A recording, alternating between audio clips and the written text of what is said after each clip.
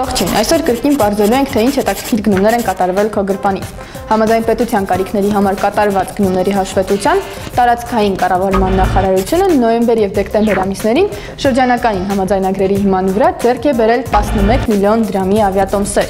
Հիմնական ուղղություններն են Ռուսաստանը, Չինաստանը, Ղազախստանը եւ եվրոպական մի քանի երկիր։ Իսկ ազգային անվտանգության խորհուրդը նույն ամիսներին թռիչքների վրա ծախսել է 7 միլիոն դրամ, հիմնականում այցելելով Մոսկվա եւ Փարիզ։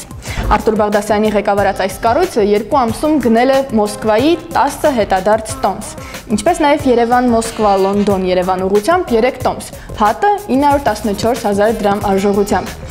Իսկ Երևան-Փարիզ 1 ուղղությամբ բիզնես կարգի տոմսը ձեռք է բերվել 655,000 դրամով։ Բիզնես կարգով Մոսկվային այցելել նաև գլխավոր դատախազությունից բյուջեից ծախսելով 611,000 դրամ, իսկ էկոնոմիկայի նախարարությունից բիզնես կարգով Վաշինգտոն մեկնելու համար 1 տոմսի համար ծախսվել է 3 միլիոն 141,000 դրամ։ Հաջորդ շաբաթ կրկին պարզելու ենք, թե ինչ հետաքրքիր գնումներ են կատարվել քո գրպանից։